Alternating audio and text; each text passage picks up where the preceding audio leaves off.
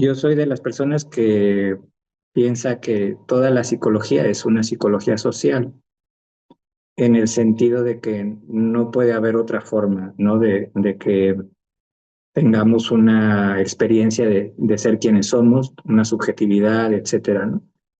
Y sin embargo, pues existe un desarrollo de una psicología que no va por ahí, ¿no? Que no considera pues esta relación, esta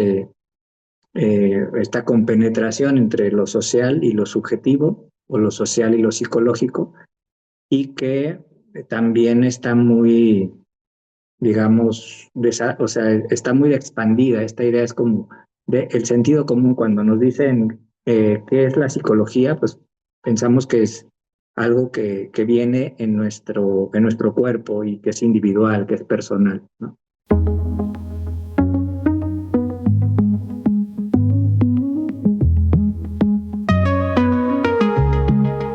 Bienvenidas y bienvenidos al Laboratorio de Psicología, un podcast de conversación sobre el laberinto de la experiencia humana, la mente, el comportamiento y sus contextos. Soy Juan Martín Flores y cada episodio dialogo con especialistas de distintas disciplinas para mirar estos temas más allá de las explicaciones fáciles. No buscamos respuestas definitivas, buscamos pensar con más cuidado y hacer mejores preguntas.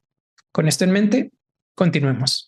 El día de hoy estamos con el doctor Daniel Reyes. Daniel, ¿cómo estás el día de hoy? Muy bien, gracias, Juan. Bueno, primero te quería agradecer por el tiempo que te estás tomando para realizar este podcast y sé que va a ser de mucho provecho para mí, pero también para nuestra audiencia. Gracias a ti por invitarme. Espero que podamos platicar y conocer mucho en relación a lo que te interesa preguntar y expresar a tu audiencia. Sí, claro que sí. Primero, Daniel, platícanos quién es Daniel Reyes Lara. Empecemos por eso. Bueno, soy tapatío, nací en Guadalajara, tengo casi 50 años, soy profesor investigador en la Universidad de Guadalajara desde hace como 8 años. Me gusta la música, el rock urbano, tengo algunas composiciones propias, me gusta el rock. Y platícanos un poquito de tu trayectoria académica y también profesional. Estudié psicología, había iniciado primero con arquitectura, pero no me gustó, me salí, me cambié de carrera y cuando entré a psicología en el Centro Universitario de Ciencias de la Salud, pues ya me gustó mucho más, me di cuenta que era lo mío y después de la licenciatura empecé a trabajar también ya como profesor. Por lo mismo me metí a una maestría en educación. Esta la hice en el ITESO y luego me puse a buscar opciones y con el trabajo que había hecho en la maestría, busqué un apoyo para hacer un doctorado. Había obviamente aprendido y había identificado sobre todo un programa que es en estudios de psicología social crítica en Barcelona y conseguí una beca para irme para allá. Estudié el doctorado en la Universidad Autónoma de Barcelona y de allá egreso por ahí del 2012, 2013 y ya me regreso a México.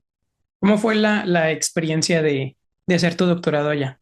Pues muy, muy interesante, más allá de lo académico, digo, evidentemente la parte académica también eh, fue muy enriquecedora, conocí mucha gente muy interesante, profesores, profesoras de psicología social con una trayectoria muy, muy amplia, con un talante muy crítico. Eso fue muy, muy importante para mí porque fue rodearme de gente con quienes había coincidido, pero a nivel de haberles leído, ¿no?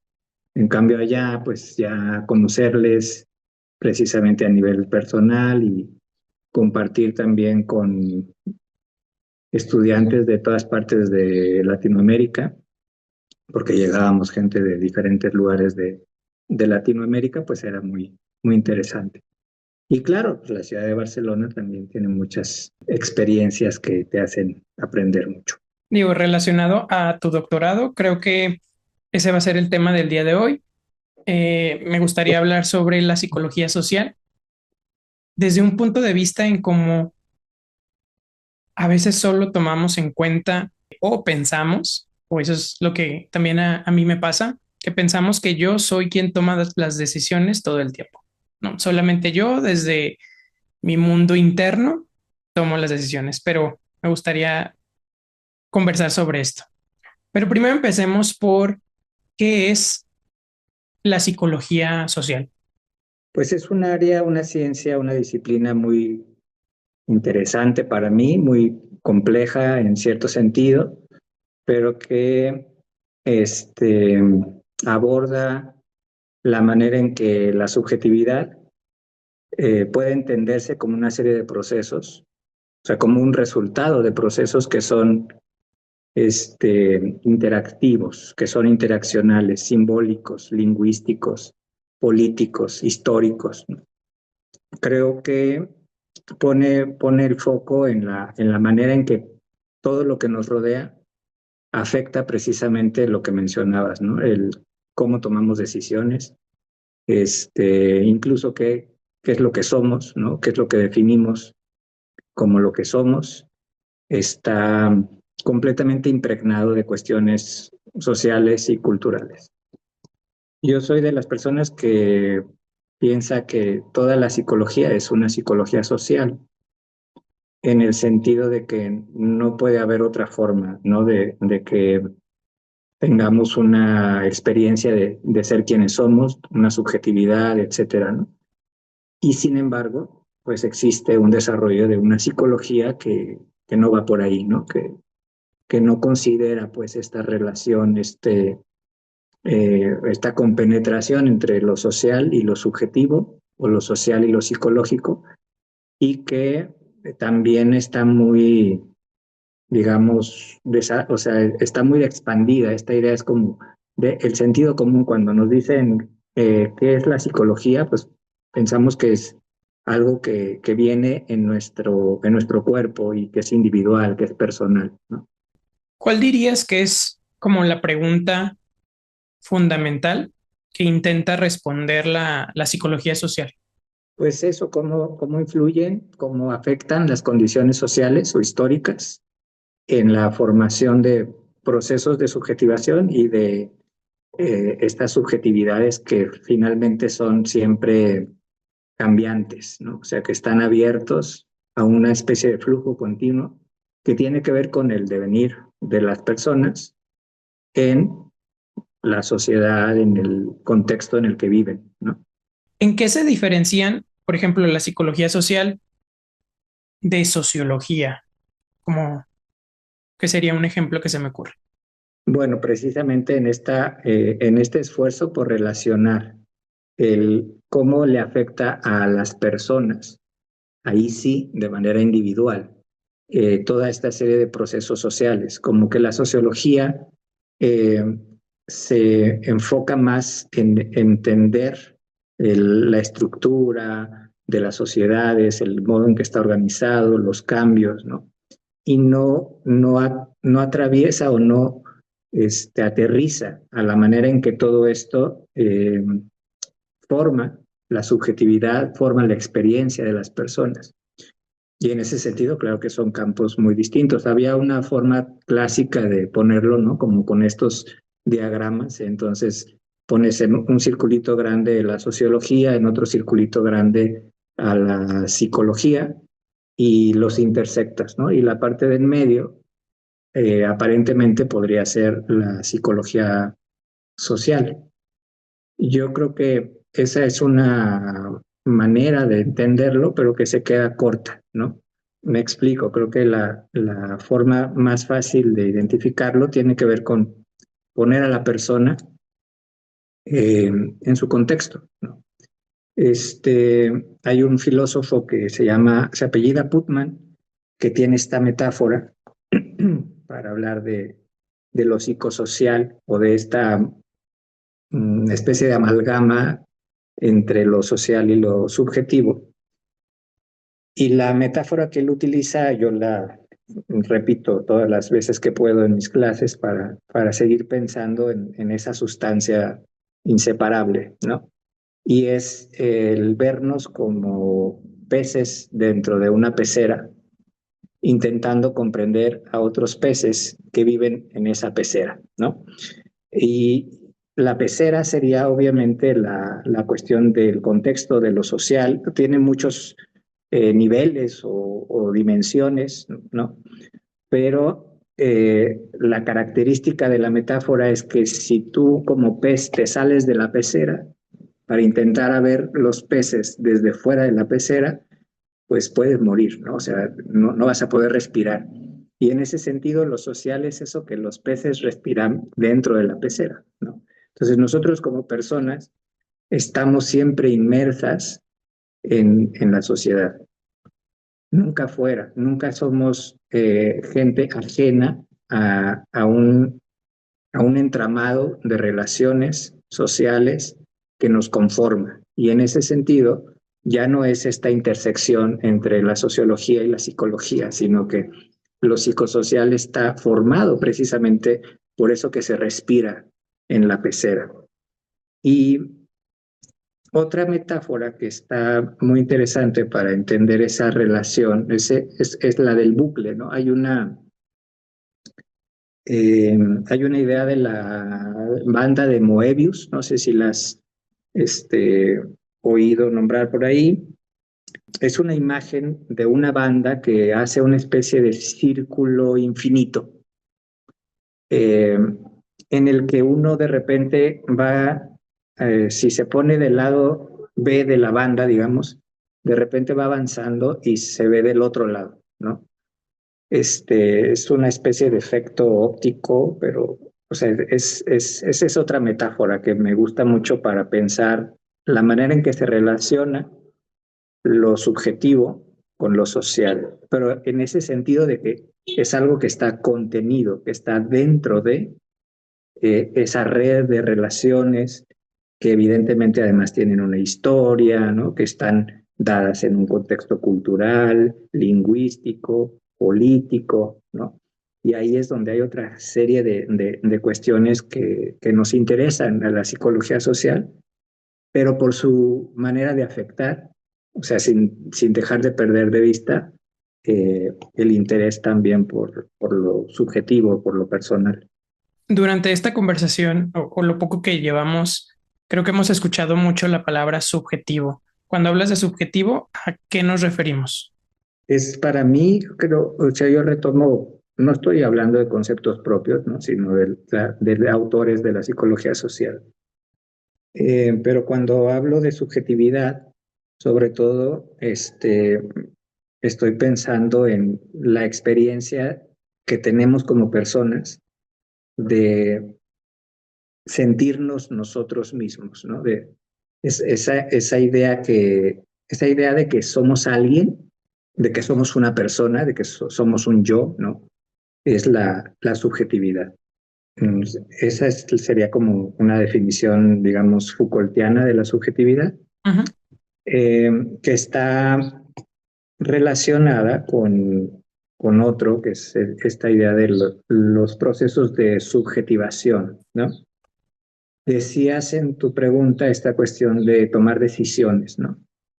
Creo que eso de las decisiones tiene mucho que ver con procesos de subjetivación en el sentido de que son momentos o procesos en los cuales nosotros nos vemos a nosotras mismas como sujetos, ¿no? Como esta persona que tiene esa capacidad de acción. Eh, y generalmente lo hacemos siguiendo algunas reglas, ¿no? Algunas normas, pero es dentro de ese proceso en el cual vivimos o nos sentimos como personas, ¿no? Entonces, es la experiencia de sí, es la experiencia que tiene cada quien de ser quien es, ¿no? Y esa experiencia nunca sucede en el afuera de nada, ¿no? Siempre está dentro de ese entramado relacional que mencionaba, ¿no? De lo social.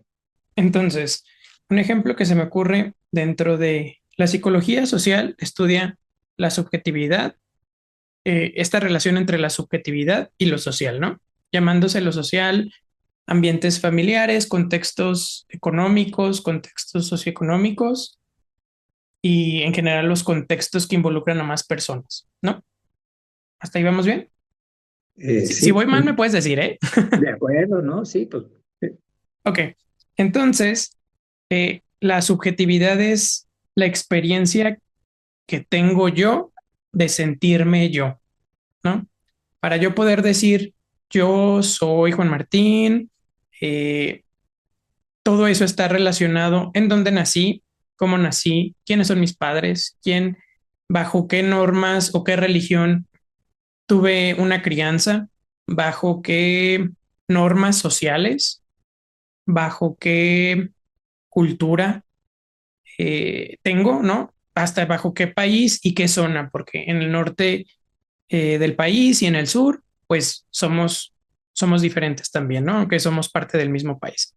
Entonces, la psicología social estudia eso de que quién soy, cómo me percibo yo, cómo es la experiencia de percibirme yo como Juan Martín, tomando en cuenta todo lo social, todos estos ejemplos que ahorita di. sí, sí, sobre todo esto que dices de lo social, yo lo pensaría desde un punto de vista histórico, ¿no?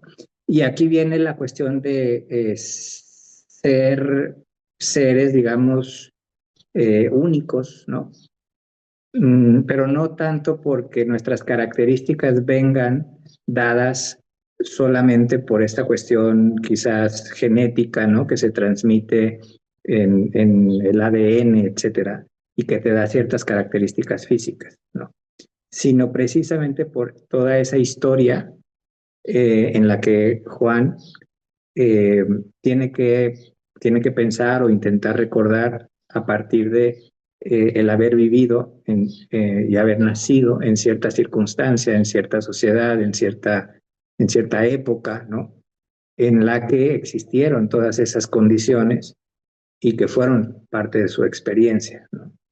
Y esa experiencia es la que no deja de ser única, aunque pues está siendo compartida siempre con N cantidad de personas que cohabitaron o cohabitan o se han relacionado contigo en ese proceso de tu historia singular o de tu historia personal, ¿no? Aterrizándolo, creo que, por ejemplo, algo que se me ocurre es por qué durante un evento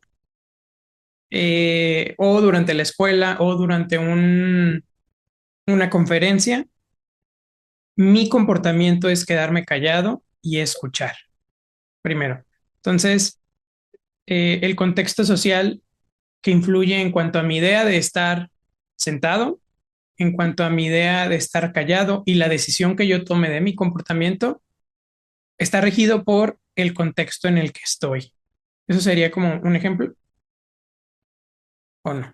Eh, es que tampoco es que uno niegue la idea de que tú tienes una capacidad de decisión, ¿no? Una agencia, dicen. Precisamente creo que ahí está el juego y ahí está la propuesta de lo que busca la psicología social. O sea, siempre está en ese entramado entre que existe una circunstancia, pero también existe una persona que decide ciertas cosas en esa circunstancia, ¿no? Creo que de manera, digamos, académica y en los debates teóricos, etcétera, lo vamos a encontrar como el debate entre la estructura y la agencia, ¿no?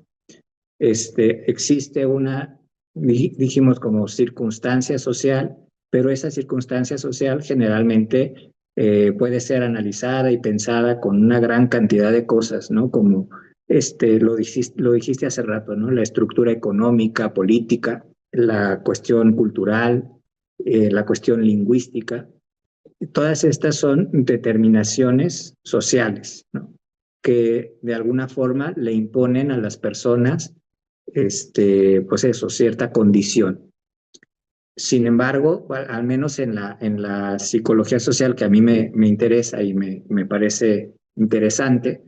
No significa esto que las personas no tengamos una posibilidad de decidir en cada circunstancia determinado tipo de acciones o pues de lo que queremos hacer, ¿no? Siempre hay un juego ahí, una tensión entre eso que se nos impone por las condiciones sociales, estructurales, etcétera, y lo que cada quien puede, ¿no? Y ahí también hay otro juego, porque no es lo mismo lo que puede cada quien, siempre pensándonos como individuos, como personas, ¿no? Y lo que podemos cuando nos juntamos precisamente con otras y con otros, ¿no? O sea, no solamente está, creo que esta relación clásica es como individuo-sociedad, ¿no? Y o sea, una forma de definir psicología social es, la psicología social estudia las relaciones entre el individuo y la sociedad, pero es una definición todavía muy vaga, muy corta, ¿no? Sobre todo porque mmm, las personas no solamente nos relacionamos con la sociedad o con ese entramado, con esa cultura, etcétera, como individuos, también nos relacionamos con ese entramado formando parte de grupos. Tú lo decías hace rato, como tenemos familias, tenemos colectivos, formamos parte de instituciones, de organizaciones, ¿no? Y entonces, al formar parte de esas agrupaciones o colectividades, también tenemos una capacidad de acción, una, un concepto clásico para la psicología social es la acción colectiva, ¿no? Lo que hacemos, pero estando junto con otras. Y acá pues es parte también de lo que estudia la psicología social, que si los movimientos sociales, que si la influencia, que si no sé, por ejemplo esto, la influencia que tienen los grupos supuestamente minoritarios en una sociedad, ¿no? Creo que era Moscovici, tiene una teoría sobre eso, Sergio Moscovici, un psicólogo social francés. Entonces, hay muchas temáticas ahí entre esta idea de la relación entre el individuo y la sociedad. Y también en la psicología social existe una diversidad de enfoques, ¿no?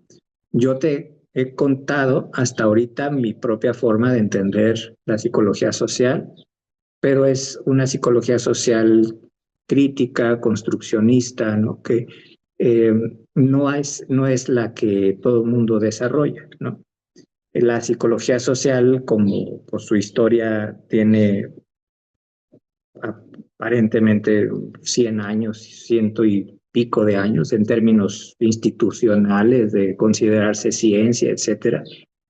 Y cuando inicia como ciencia, inicia completamente influida de un enfoque positivista, ¿no? O sea, ahí viene toda la otra parte, ¿no? De las ciencias, digamos, formadas por una manera de entender lo que es la ciencia en sí, ¿no? Y en ese sentido, pues la psicología social también, por ejemplo, hay la gran tradición de la psicología social psicológica y la psicología social sociológica. Creo que lo que yo he estado diciendo está más, se comprende más como parte de esa tradición sociológica y sobre todo no positivista.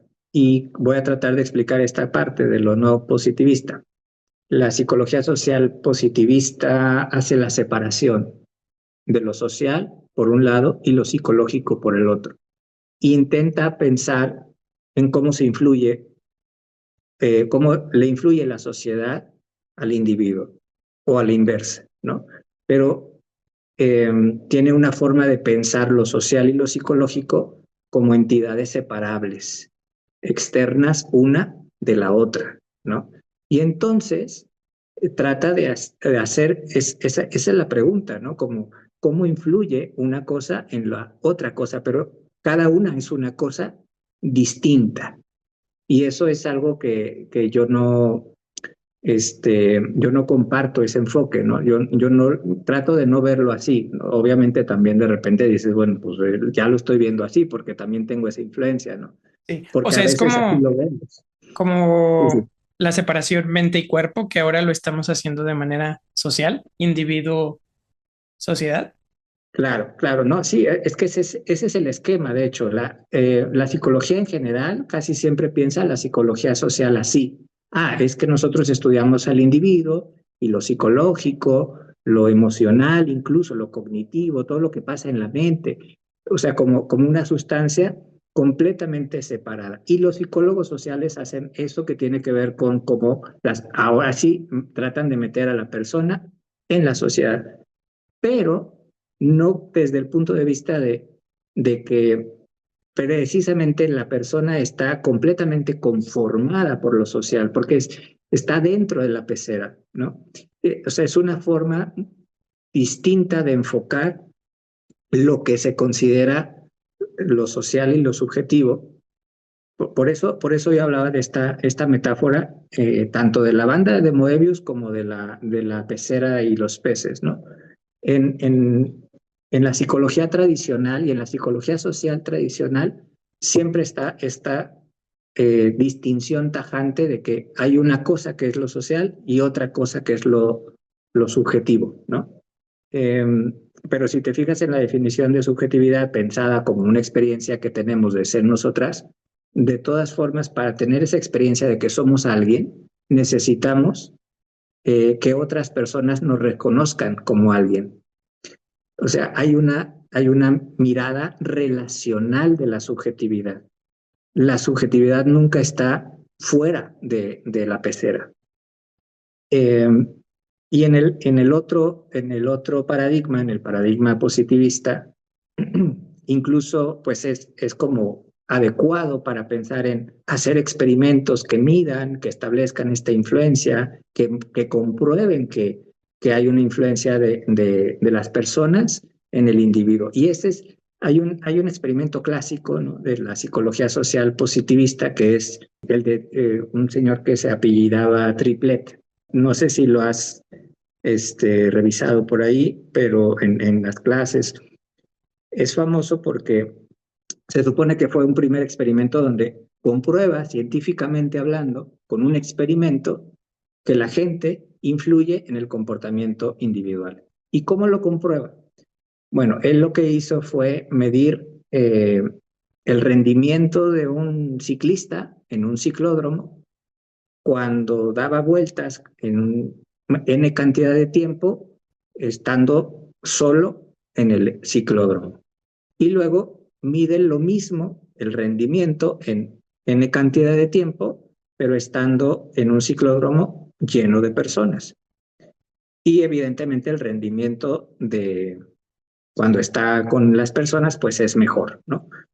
O sea, algo así como se demuestra que el hecho de que estén las personas ahí, pues mejoran su rendimiento porque él está motivado, porque está la gente en el ciclódromo, etcétera, ¿no? Y bueno, pues es un experimento clásico que establece relaciones entre variables y entonces mides y compruebas un cambio. Y eso es la influencia de los otros en el comportamiento de uno. Yo creo que es interesantísimo también pensar en que podemos hacer este tipo de investigaciones y de búsqueda de conocimiento.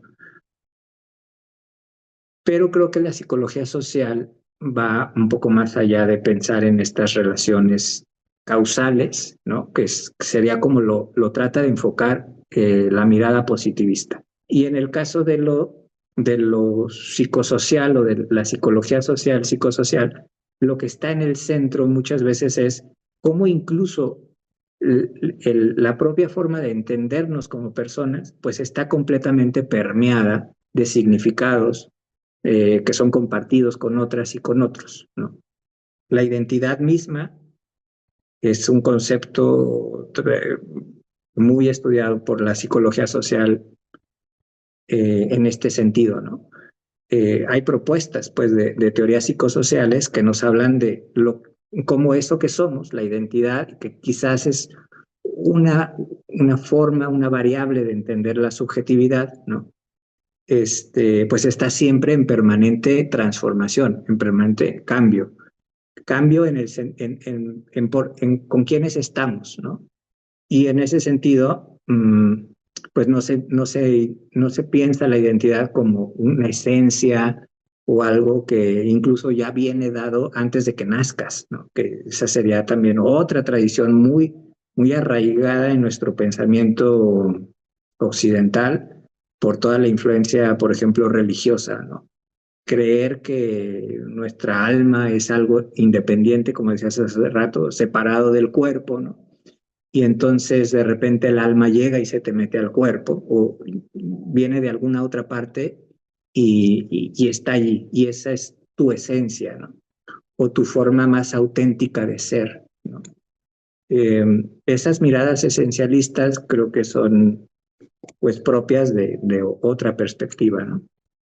Más idealistas, menos científicas, etcétera. Y creo que la propuesta que te decía de pensar en la subjetividad de esta manera relacional no deja de ser científica, pero entendiendo a la psicología social como una ciencia social, ¿no?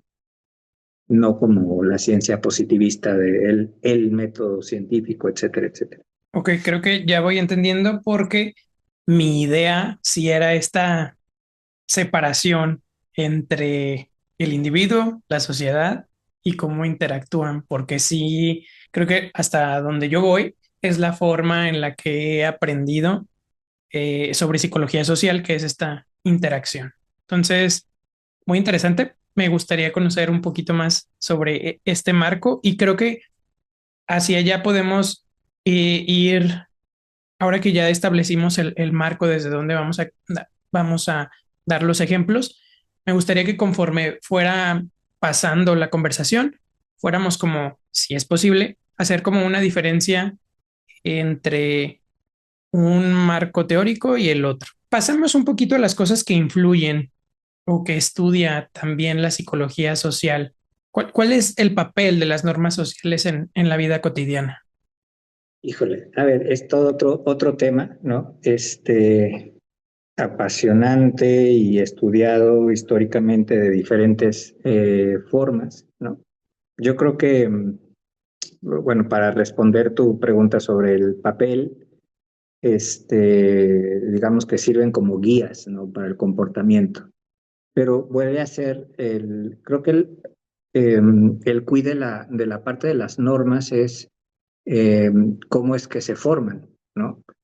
Y cómo es que se transforman las normas, ¿no? Que creo que esas son preguntas interesantes, que van más allá de el cómo una norma nos impone o nos hace hacer las cosas de determinada forma, ¿no?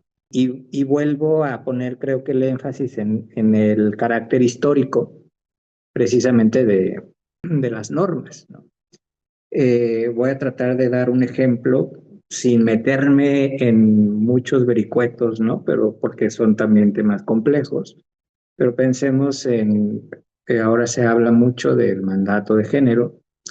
Ayer estaba en una clase, yo tomando una clase con un filósofo de España que hablaba sobre el mandato de la masculinidad, ¿no? Mucho más específicamente, ¿no? Mandato de género, pues el mandato de la feminidad, podríamos decir, o de la masculinidad, como una serie de normas.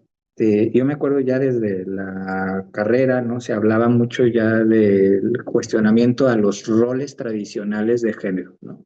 Y ahí está el papel, pero precisamente como un conjunto de normas que alguien desempeña porque está eh, autoconcebido o categorizado como un determinado cuerpo, sexo, ¿no? Y esta relación sexogenérica te hace entonces que tú estés constantemente pensando en cómo te comportas como hombre o cómo te comportas como mujer, ¿no? Hoy en día, pues, no sé, la norma de comportarte como persona no binaria está quizás en construcción, precisamente porque de alguna manera las personas no binarias pues se oponen a esta dicotomía del sexismo, ¿no? Del machismo, de la diferenciación jerárquica entre lo masculino y lo femenino. Y es algo que genera chispas, que genera controversias, que a algunas personas les asusta, etcétera, etcétera, ¿no? Pero estamos hablando de cómo se forma y cómo se transforma la norma en el sentido de que siempre va a haber una especie de conflicto político, ¿no? Porque tiene que ver con cómo decidimos convivir. Hoy en día, afortunadamente, al menos en México, ¿no? Estamos decidiendo convivir con personas que se autodeterminan o autoasignan como personas no binarias, pero durante mucho tiempo eso no fue posible, ¿no? Pero, y todas las personas, yo como hombre, pues estoy acostumbrado al rol tradicional del género masculino. Y sin embargo, y ahí viene el juego de la capacidad de agencia, ¿no? Se supone que uno sabe que existe esa expectativa o ese mandato o esa serie de normas que se supone que nos tocan a las personas que fuimos asignados como hombres. Y entonces nos vemos hasta cierto punto obligados a seguir esas normas para ser lo que supuestamente somos, ¿no? Y sin embargo, si lo pensamos un poco más, pues también podemos decidir no hacerlo, ¿no? O sea, tenemos esa posibilidad siempre y cuando no lo veamos precisamente como algo inamovible, como algo esencial, ¿no? Que creo que ahí tiene mucho que ver también el cómo va transitando en la crítica de la ciencia en general, ¿no? O sea, durante mucho tiempo se ha pensado en que hay cosas del ser hombre que provienen, por ejemplo, de nuestra corporalidad, de nuestra biología, de nuestros instintos, ¿no? O sea, y ahí caemos hasta en los estereotipos de género, ¿no? Los hombres son más agresivos que las mujeres, son activos, ¿no? Y ahí hay una serie de normativas que luego también incluso la ciencia las puede reproducir o legitimar por el propio paradigma desde el cual se está mirando la cuestión, ¿no?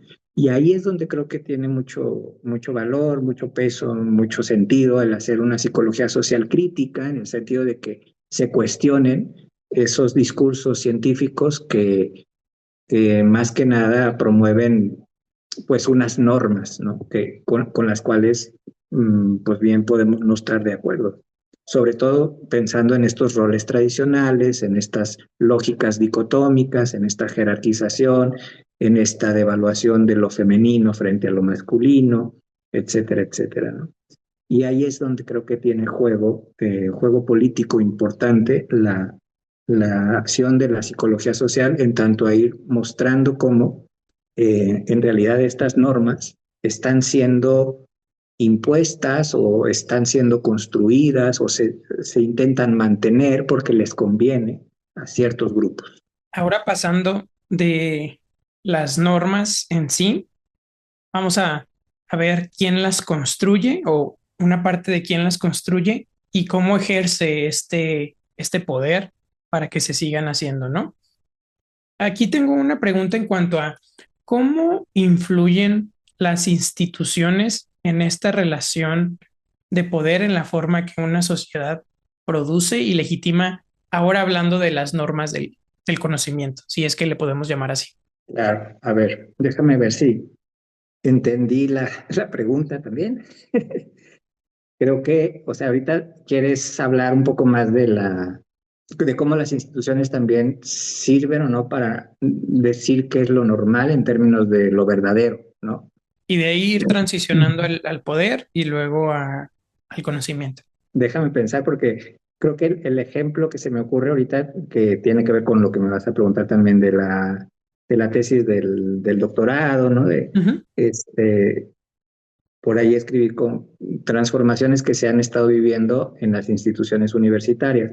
Pero quizás un poco antes de entrar a lo de las universidades, por lo que preguntas sobre la verdad y el poder y todo esto, ¿no? Eh, un ejemplo sobre la normativización de ciertas formas de entender lo que es lo verdadero ¿no? A partir de instituciones que se construyeron en algún momento histórico, ¿no? La verdad, por ejemplo, hoy en día, bueno, hoy en día tenemos también todo el tema de las posverdades y de las fake news y se construyen verdades de formas distintas también por las redes sociales, por los medios de comunicación, pero no estando tanto en el contexto así muy contemporáneo, creo que me parece más fácil explicarnos si nos vamos a los cambios que ya se han vivido, ¿no? La verdad, por ejemplo, en términos de la religión, de las religiones, y en el caso de las sociedades occidentalizadas, pues tú sabes el peso que tienen las religiones monoteístas, sobre todo en el caso nuestro en México, la religión católica, el cristianismo en general, y cómo incluso hay frases, ¿no?, religiosas de Jesús es la verdad, es el camino, ¿no? La verdad está revelada en un libro de sagrado con estas sagradas escrituras, y durante muchos años la institución, digamos, que legitimaba lo que era lo verdadero, pues era la iglesia o las iglesias que estaban, digamos, organizando todo este discurso religioso, que quiebra o que entra en crisis o que se transforma cuando aparecen esos cuestionamientos que, que dan pie, por ejemplo, a la emergencia de la ciencia, como otro discurso de la verdad, como otra forma de pensar en producir el conocimiento precisamente, pero el conocimiento verdadero. Evidentemente, quizás ahorita estoy como muy centrado en una historia eurocentrista o eurocentrada, porque es la que afecta en las sociedades occidentales, y otras culturas en otro momento histórico pues tuvieron otras formas de legitimar el conocimiento verdadero en sus territorios, en sus pueblos, etcétera. Pero entonces, claro, la institución, por ejemplo, la ciencia, y por eso ahí lo podemos conectar otra vez con la cuestión de los paradigmas o lo que decías tú como marcos teóricos, ¿no? La ciencia, la ciencia misma como una institución moderna que fue la que, o es la que ha estado legitimando la verdad durante los últimos 300 años más o menos, ¿no? También tiene transformaciones, también tiene cambios paradigmáticos.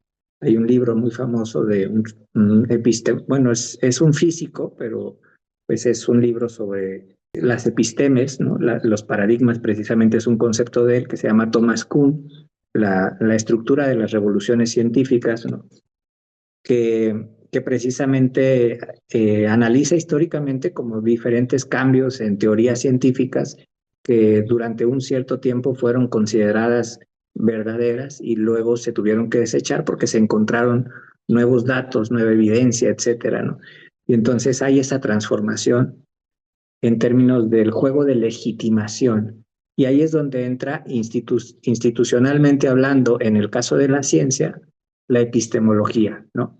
Como esa actividad de fundamentación del conocimiento a partir de ciertas premisas, de ciertos supuestos filosóficos y ciertos modos de investigar para producir esa verdad. Pero eso también cambia y eso también forma parte del juego, del debate, del quehacer de la ciencia.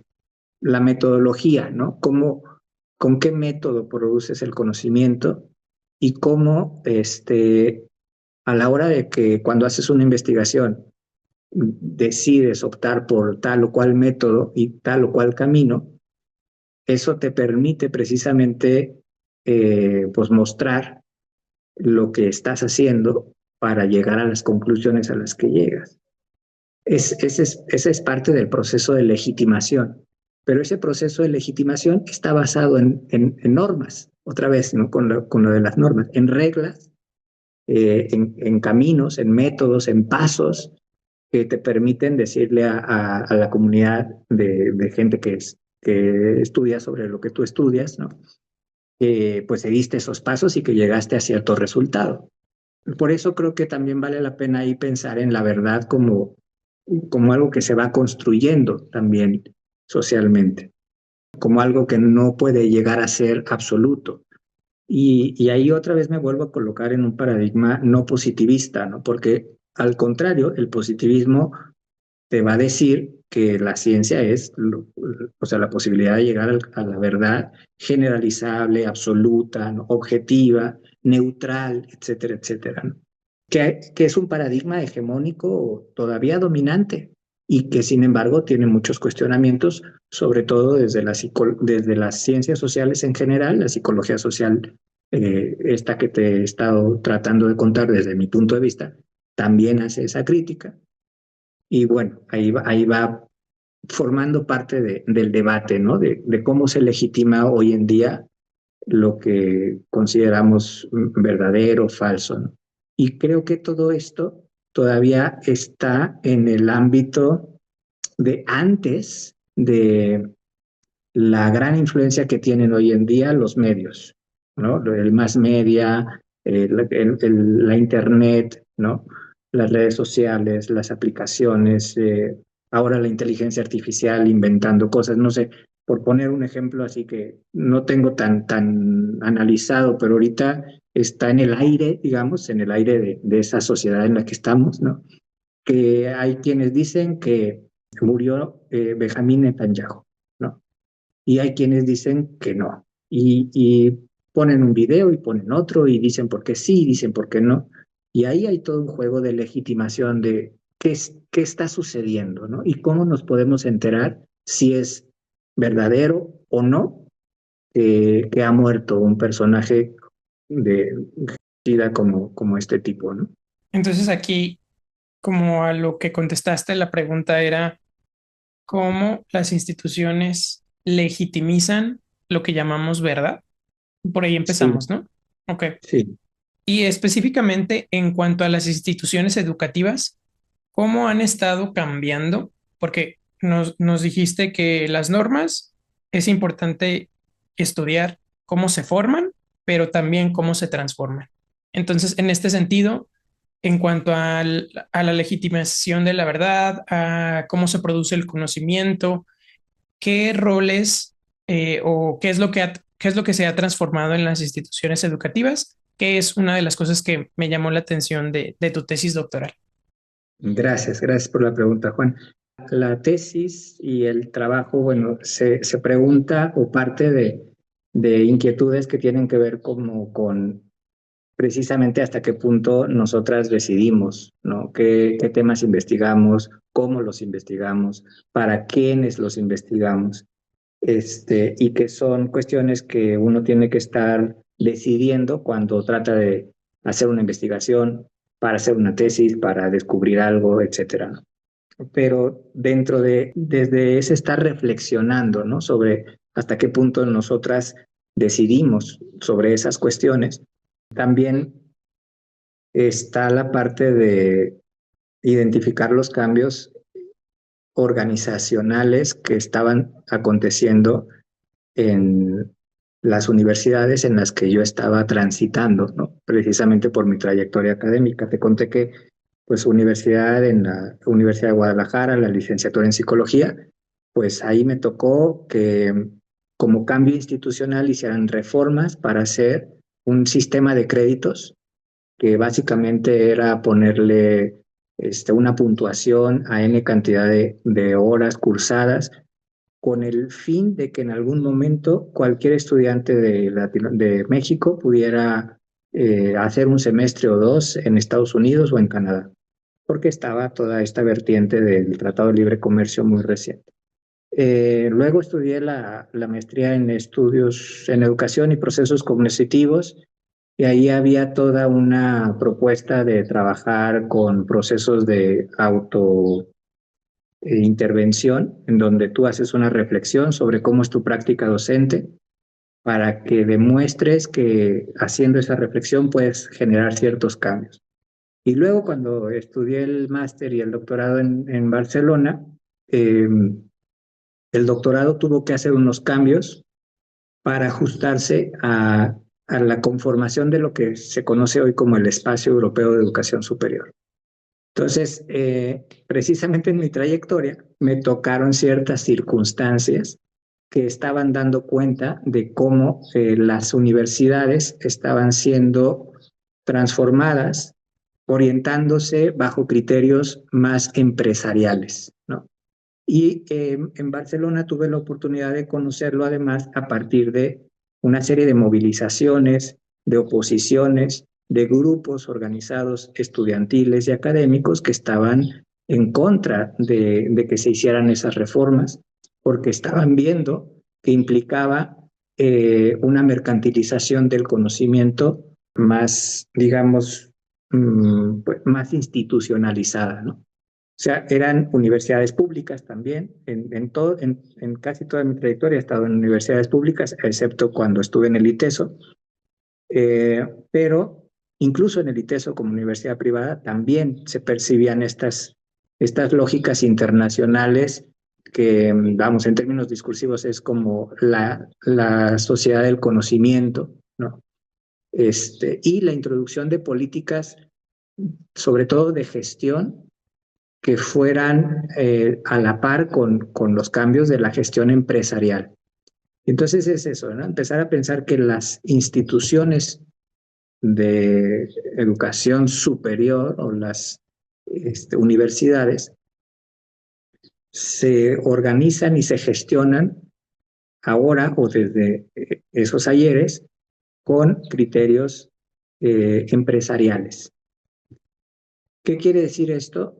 Que empieza a tener mayor peso la lógica de la rentabilidad de las actividades que realizamos las personas al interior de la universidad.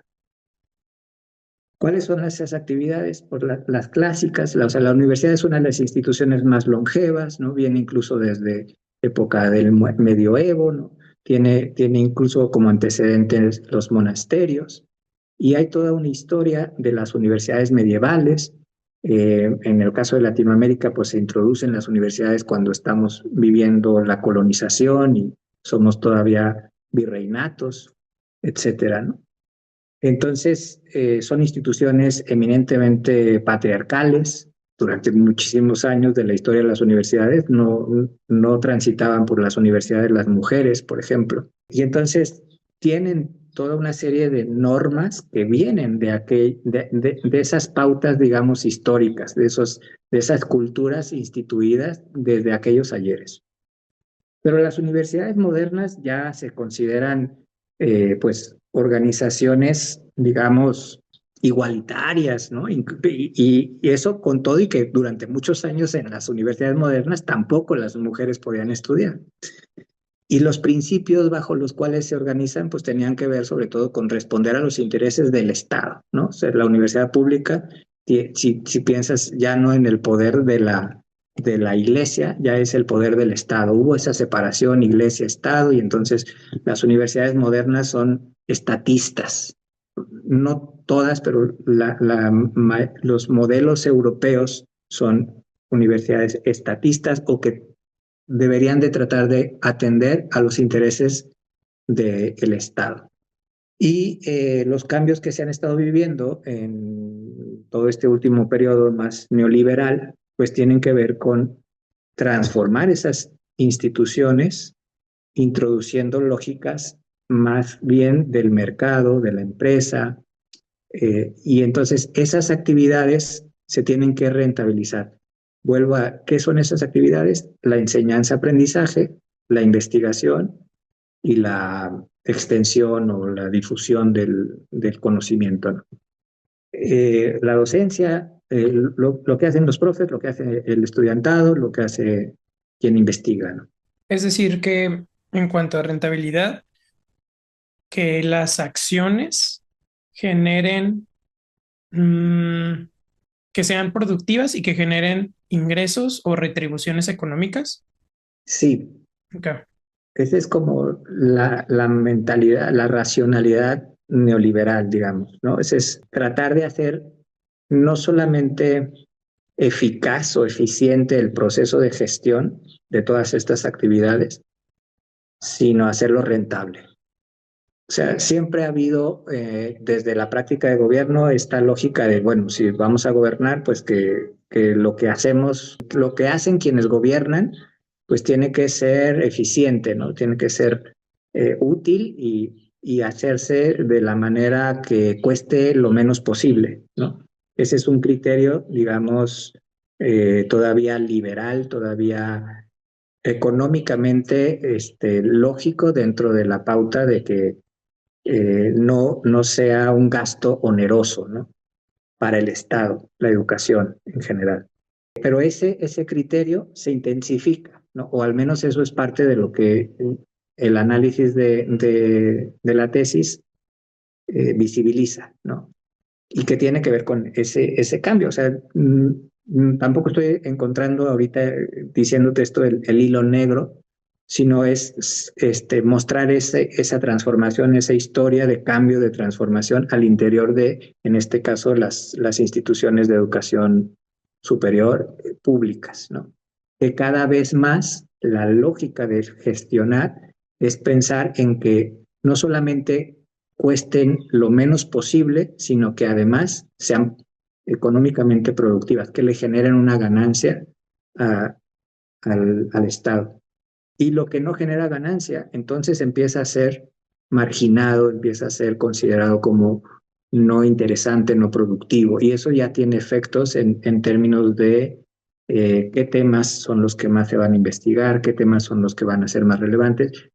Y ya viene a poner en el centro como esta nueva racionalidad en términos de poder impone más cierto tipo de lógicas y orientan la actividad de la educación hacia la lógica del capital, de la acumulación de capital. Durante esta investigación, ¿encontraste quizás algunas alternativas o diferentes tipos de paradigmas? O en general es al paradigma al que todo Occidente se está moviendo? Mm, en el entramado oficial se ha ido imponiendo, se ha ido estableciendo, se ha ido eh, quedando como en el entramado internacional. Las alternativas pues siempre existen. Dice la frase así trillada de Foucaultiana, donde hay poder hay resistencia, digamos, pero me parece una idea muy importante. Pero a ver, creo que las alternativas siempre se van a dar incluso por afuera de lo institucional.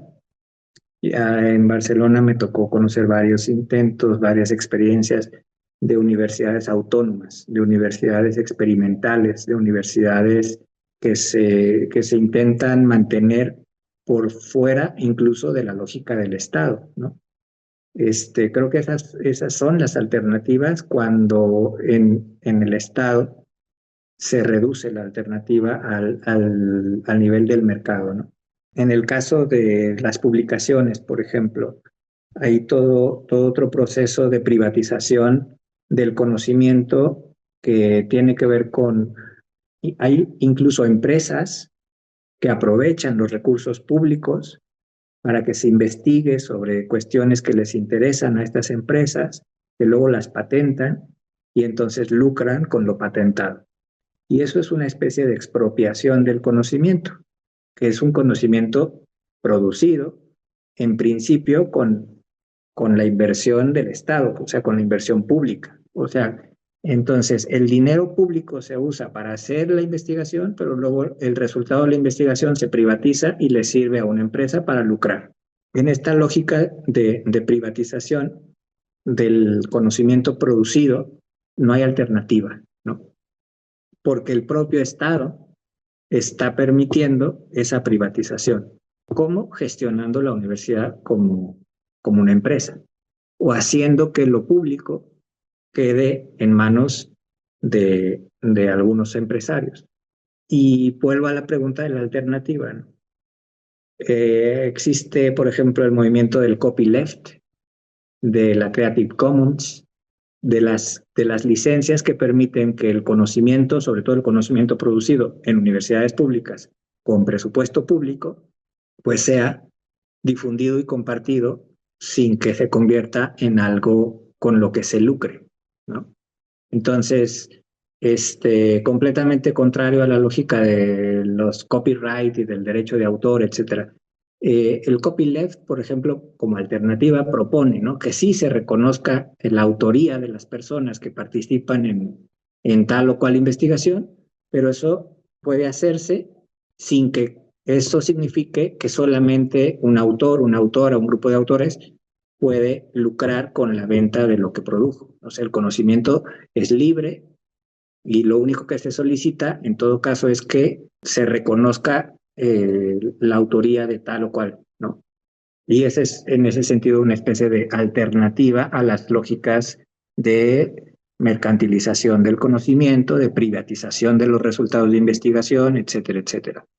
Y en eso participamos muchas y muchos investigadores, ¿no? O sea, hacemos nuestras investigaciones y lo que está generándose se, se avienta con una licencia de este tipo porque pues se supone que debe de ser abierta a todo el mundo. En cuanto a carreras universitarias, carreras como filosofía, carreras como algunas ciencias sociales, antropología, etcétera, que para mí se me hacen muy interesantes. El valor económico de estas carreras para la gente que no ve esta retribución económica sobre, sobre estudiar este tipo de carreras por 4 años y no obtener una compensación económica por lo que estudiaron, ¿no? Por ejemplo, algo que me llamó mucho la atención es cómo se formó este pensamiento y si se está transformando o cómo se está transformando en este tiempo, ¿no? Primero estudié finanzas, entonces quizás mi primera carrera sí se vio muy eh, influenciada por este tipo de pensamiento colectivo, quizás de donde yo soy. Y ahora me puedo parar a pensar si se ha transformado el pensamiento. Creo que interpreto que cuando dices pensamiento colectivo, eh, te refieres a la manera, digamos, a una especie incluso de sentido común, ¿no? Compartido con esas colectividades en las que tú te has desenvuelto, etcétera, ¿no? Ujú. Pero que por lo que mencionas, pues creo que tiene mucho que ver con las sociedades en las que estamos viviendo, ¿no?, Sí. que tienen características de ser sociedades con un capitalismo especial que llamamos capitalismo neoliberal y en el que cada vez se vive de manera más generalizada esta mercantilización, ¿no? Esta intensificación de las lógicas de competencia, esta idea de que pues lo que tenemos que hacer es buscar una forma de ser altamente productivos y en ese sentido el conocimiento y tener una profesión o pues estudiar un programa de universidad o de posgrado, pues debe de servir para eso, ¿no? Y creo que es un dilema así para todas las personas, ¿no? O sea, si vas a estudiar, pues también, ¿no? Lo típico que nos dicen, vas a estudiar para poderte mantener, por lo menos a ti mismo, ¿no? Y eso, pues siempre genera también una presión para que tomes tus decisiones, etcétera, etcétera. Las humanidades, las ciencias sociales que mencionaste, ¿no? La antropología, la historia, todos estos tipos de saberes que aportan más en términos de comprensión, de cuestionamiento, de crítica, suelen ser estar siendo marginados en el contexto de esa mercantilización, en el contexto de esa competitividad, en el contexto de que lo que se valoriza es la búsqueda del éxito y de, incluso como dijiste, ¿no?, de subir en el estrato socioeconómico, ¿no? Y todo eso, pues para mí forma parte de un discurso, una ideología capitalista. Eh, y entonces creo que también el tema de cómo hay esa lucha política, que también forma parte del contexto en el que estamos, y de la cual nos podemos ir dando cuenta y podemos ir formando parte o no, ¿no? Entonces, Ahí tiene que ver, creo, esta parte de la transformación y de lo político, ¿no? De en dónde te posicionas. En la psicología social, por ejemplo, que yo te había estado contando, también tenemos posiciones, por ejemplo, en México hay una influencia para mí fuerte en toda Latinoamérica de un psicólogo social salvadoreño que se llama Ignacio Martín Baró. Ignacio Martín Baró fue un sacerdote jesuita que estudió psicología social en Estados Unidos, en Yale, pero luego se dedicó a trabajar en Centroamérica, sobre todo en particular en El Salvador. Y en el contexto en el que él estaba siendo profesor de psicología social, investigador de psicología social, había una guerra civil, ¿no? Entonces, además, él propuso toda una idea de hacer una psicología propia de los latinoamericanos, propia desde el contexto latinoamericano, porque en su experiencia, muchas de los conceptos, de las teorías, de los resultados de los experimentos de la psicología social positivista norteamericana, no le servían para explicar las experiencias de la gente de El Salvador, y menos en el contexto tan violento de una guerra civil, que bien podríamos decir en el caso de ahora, de nosotros, en México, también existe una suerte de guerra, le llaman los periodistas de cosa pública una guerra informal, una guerra no declarada, pero que tiene evidentemente efectos muy violentos, ¿no?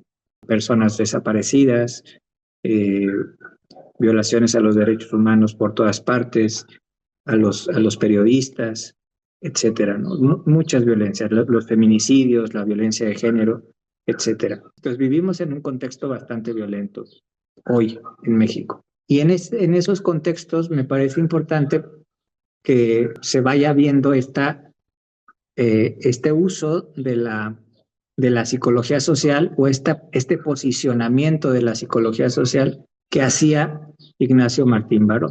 Él veía el quehacer de la psicología social como un acto de compromiso político, ético-político, ¿no? En particular, en el caso de él, su obra es a favor de los oprimidos, ¿no? O sea, una psicología social orientada a las masas, al pueblo oprimido, que él estaba también viviendo y viendo en la sociedad de El Salvador de los años 80, 90, 80.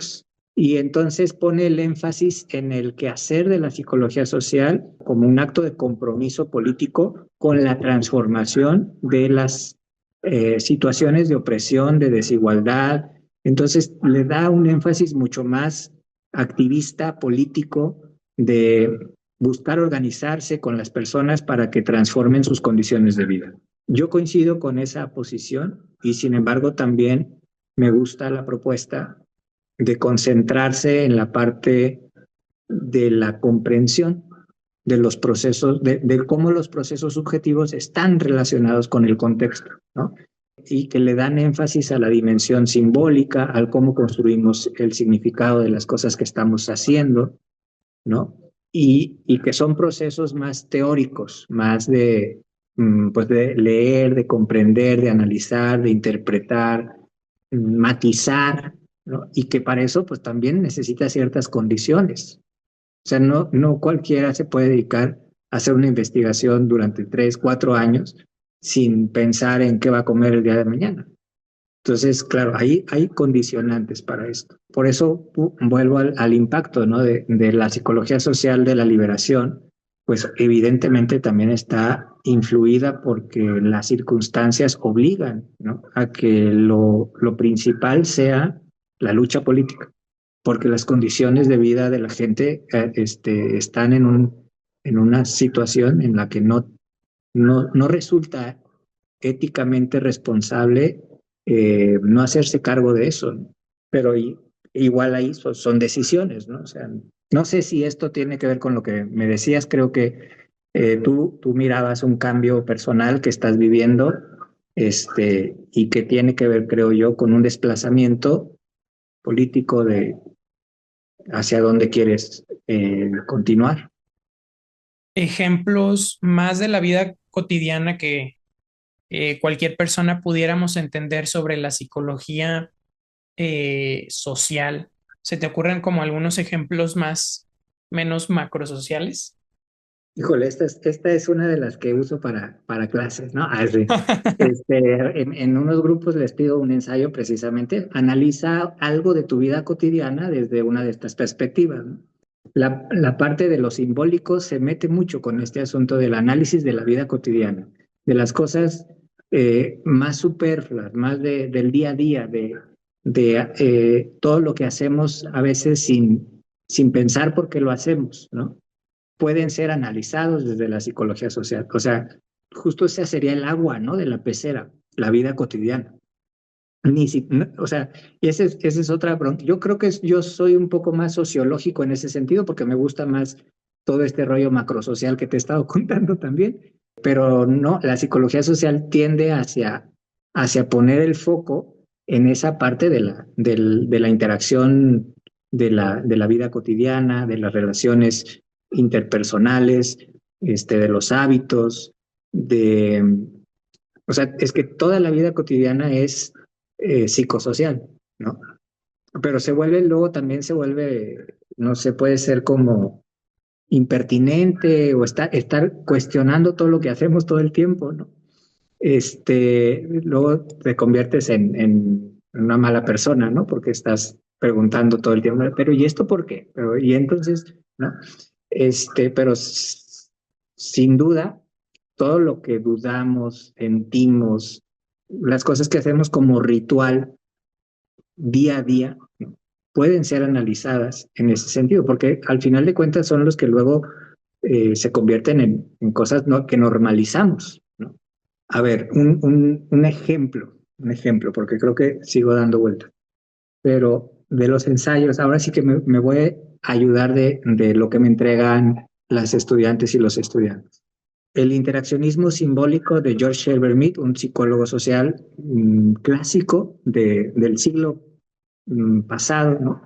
Te, te plantea esta idea de cómo incluso lo que somos, el self, tiene que ver con esta constante interacción simbólica y este juego de roles que vamos construyendo en nuestras relaciones, ¿no? Entonces, casi siempre cuando les pido analicen algo de su vida cotidiana, pues es que yo me doy cuenta que soy una persona distinta cuando estoy con mis papás, que cuando estoy con mis amigas, que cuando estoy con mi novio, que cuando estoy en el trabajo, ¿no? Pero ahí empiezan a aterrizar la idea de cómo incluso nuestra identidad no es que seamos, que cambiemos y dejemos de ser lo que somos por estar con otros, ¿no? O sea, pero sí nos amoldamos, sí nos comportamos sabiendo con quién estamos, ¿no? Porque tenemos una cierta gestión de nuestra imagen y porque tenemos una idea, interpretamos con quién estamos, también tenemos una imagen de con quiénes estamos, ¿no? El mismo interaccionismo simbólico dirá incluso estando solos, estando solas, también hacemos cosas o nos comportamos haciendo un diálogo, digamos, interno, entre comillas, con otras personas que no están en ese momento ahí, pero que nos están afectando o que estamos haciendo las cosas por lo que dijo alguien en otro momento, ¿no? Entonces, en ese sentido, cada momento de la vida cotidiana está permeado de esa interacción simbólica y puede entonces ser analizado desde la psicología social. Ese simple ejemplo, ¿no? De ser diferentes o comportarnos de maneras distintas según con quienes estamos, pues ya es un ejemplo, ¿no? De análisis psicosocial que tiene que ver con eso. Y puede resultar muy obvio, ¿no? Otro es esto de Ortega y Gasset, ¿no? Decía, yo soy yo y mi circunstancia. Es una frase muy famosa de este filósofo, ¿no? Que resume un poco esto, ¿no? Lo que pasa es que en esta conversación me has retado a replantearme como la forma en la que yo tenía entendido la psicología social desde un punto de vista más, como mencionaste, más positivista. más separado en cuestión a cómo estudiarlo, pero también más separado en cuanto a la acción que podría hacer el área de la psicología social. Una de mis preguntas iba a ser, ok, ¿en dónde trabaja el psicólogo social? ¿Qué es lo que hace normalmente el psicólogo social en su día a día? ¿Qué significa esta profesión de psicología social? O la otra pregunta también iba a ser, es por eso que ahorita me replanteo mucho, porque iba a decir, ¿cuál es la utilidad o cómo puede aportar un psicólogo social a la sociedad? Después de esta conversación que estamos teniendo, me surgen hasta la misma duda de si esas preguntas ya están demasiado sesgadas hacia mi punto de vista capitalista sobre la utilidad específicamente de algo y que esté produciendo algo y de que se inserte en la sociedad. Creo que así es, ¿no? O sea, todas nuestras preguntas o nuestros pensamientos, creo que aquí está uno de los ejemplos que yo estoy teniendo en este momento, que es vivimos influenciados por nuestro contexto, tanto histórico, social, que nos hace hasta simplemente cambiar las preguntas o tener las preguntas que tenemos. Te agradezco muchísimo estos comentarios y estas preguntas por la reflexividad que haces patente en tu manera de plantearlas y en incluso tu cuestionamiento hacia tus propias preguntas, ¿no? Pero déjame tratar de cachar un poco la cuestión de lo que decías como estereotipos o lo que se asume probablemente en la carrera de psicología, el estudiantado, en buena parte del profesorado también, ¿no? Cuando pensamos en la psicología social y en todo lo demás como áreas, ¿no? Que también creo que proviene de esta parte de el paradigma positivista y de la aplicabilidad o la aplicación de la psicología en términos profesionales. En el plan de estudios, ¿no? Solemos hacer esta distinción de áreas de la psicología pensando precisamente en caminos o en trayectorias profesionales y en campos de aplicación de la psicología. Pero fíjate que creo que también esta idea de la aplicación de la psicología proviene de esta forma de entender positivistamente hablando a la ciencia, ¿no? O a la psicología.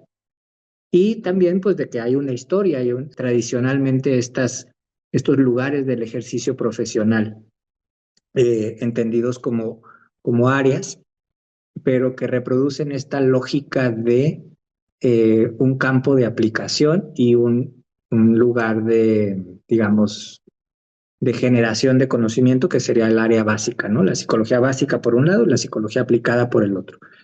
Y en la aplicada ya vienen todas estas áreas. Entonces, la idea sería que el psicólogo social trabaja en organizaciones civiles, en instituciones gubernamentales, en comunidades, en el activismo político, ¿no? Es cierto, o sea, es una parte de lo que se puede desarrollar como psicólogo o psicóloga social. El plan de estudios está orientado un poco a eso, ¿no? A contribuir, por ejemplo, a la generación de programas, de las actividades profesionales que más se realizan desde la psicología social, creo que tienen que ver con el diagnóstico o el análisis de la realidad para, para diseñar, para gestionar, implementar y para evaluar lo que conocemos como programas sociales, ¿no? O proyectos de intervención social, o proyectos comunitarios, o sea, hay una diversidad y ahí también hay distintas metodologías, ¿no? Puedes hacerlo más desde el escritorio, o puedes hacerlo de manera más participativa, ¿no? Y eso es en cuanto al ejercicio profesional. Entonces, claro, creo que el estereotipo es ese, ¿no? Que es un psicólogo que trabaja fuera del consultorio, ¿no? Es como el área amplia, ¿no? En contraste está la psicología clínica, la psicología educativa, la psicología del trabajo, ¿no? que ahora le llaman cada vez más organizacional o empresarial incluso, ¿no? Psicología empresarial, con todo el tono de, es que tiene que ser útil para la empresa y para el dueño de la empresa sobre todo, ¿no? Reclutamiento, selección, eh, clima laboral para explotar mejor, ¿no? Al trabajador. Pero desde el punto de vista de lo que creo que he intentado contar sobre la psicología social, podemos pensar otra vez en esta idea de toda la psicología es social, ¿no? Y entonces, este enfoque psicosocial crítico de la psicología también puede ser utilizado en cualquiera de las áreas del ejercicio profesional de la psicología. Entonces creo que ahí es distinguir entre si estamos hablando de un área de ejercicio profesional en términos de escenarios en donde nos pueden pagar por hacer algo, ¿no? Como el consultorio, como la escuela, como las empresas, etcétera, como campos de ejercicio profesional, y una disciplina, una ciencia, una forma de enfocar el estudio, en este caso, de la relación entre lo personal y lo social, no separado, etcétera, etcétera, ¿no? Y en ese sentido es un campo disciplinar, pero incluso si le seguimos jalando el hilo, esta psicología social crítica, precisamente por su planteamiento de que están íntimamente imbricados lo social, pues lo social te hace estar teniendo que tener una conversación por lo menos interdisciplinaria con la antropología, con la sociología, con la política, con la lingüística, ¿no? Porque todos esos otros campos del saber te dan elementos para el análisis de las circunstancias. Y desde las circunstancias más micro, como dijimos hace rato, de lo relacional, de la vida cotidiana, hasta las circunstancias más, las condiciones más estructurantes como lo económico-político, ¿no? Puedo poner un ejemplo de un estudiante brillante que he tenido y que tiene un planteamiento sobre una crítica a la psicología positiva, ¿no? Y lo hace desde un planteamiento crítico del sistema económico, político, del capitalismo neoliberal y de cómo la psicología hegemónica se orienta o sea, está determinada por todo este campo económico político.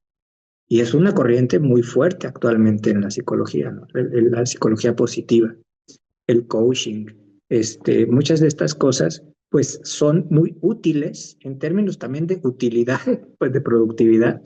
Y entonces ahí hay mucho campo profesional, hay mucho que hacer ahí, mucha lana si quieres, ¿no? Pero a mí eso no es lo que me interesa, sino al contrario, criticar o sea, cómo es que se ha convertido, o sea, hace que la psicología sea solamente útil para el sistema económico político, ¿no? O cómo existe una psicología que solamente que se puede desarrollar tanto porque le sirve al sistema en el que vivimos. Y antes de terminar, me gustaría hacerte dos preguntas. Una sería, ¿qué pregunta crees que la gente normal, común y corriente como yo, qué sería buena idea que nos planteáramos o que nos preguntáramos que esté relacionado con la psicología social?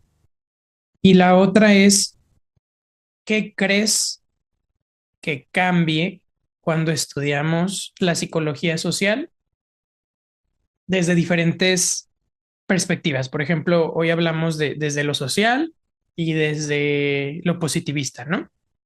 A ver, una idea así sobre eso sería, generalmente la gente asume que las personas son como son porque así llegaron al mundo, porque tienen una característica intrínseca que les hace ser como son. Yo creo que eso genera muchos problemas en general y que es de todas formas parte de la vida cotidiana y que va a seguir siendo así, ¿no? Y en ese sentido, la pregunta que me haces creo que va O sea, una respuesta es esa. Creo que la psicología social puede aportar a que la gente cuestione o tenga un pensamiento menos estereotipado de otras personas, ¿no? O sea, los estereotipos, sí, pues también pues es algo que estudia la psicología social, los prejuicios, ¿no? Y son conceptos incluso de la psicología social clásica, ¿no? Tradicional, positivista.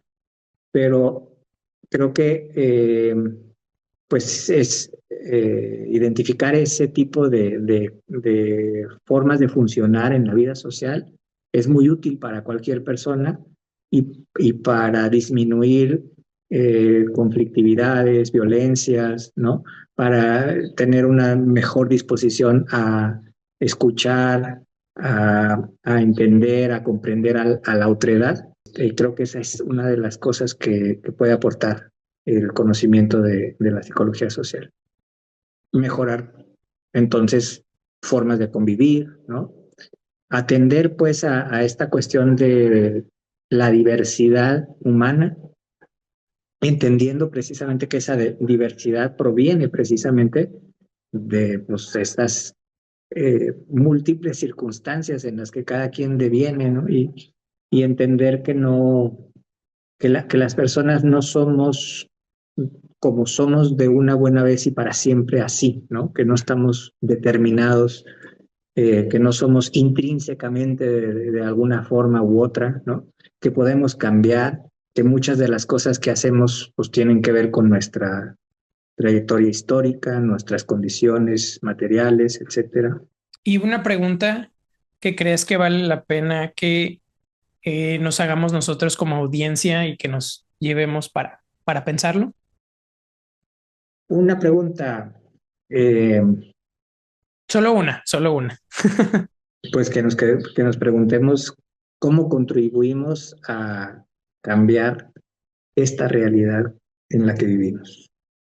Y estoy pensando en esta realidad con guerras, con feminicidios, con desapariciones, con competitividad, con un capitalismo que nos lleva al ecocidio, ¿no? Sí, que nos preguntemos cómo podemos contribuir a cambiar eso. Esa pregunta nos gustaría que en los comentarios nos lo hicieran saber. Y Daniel, muchísimas. Esperemos, vamos a ver qué respuestas salen.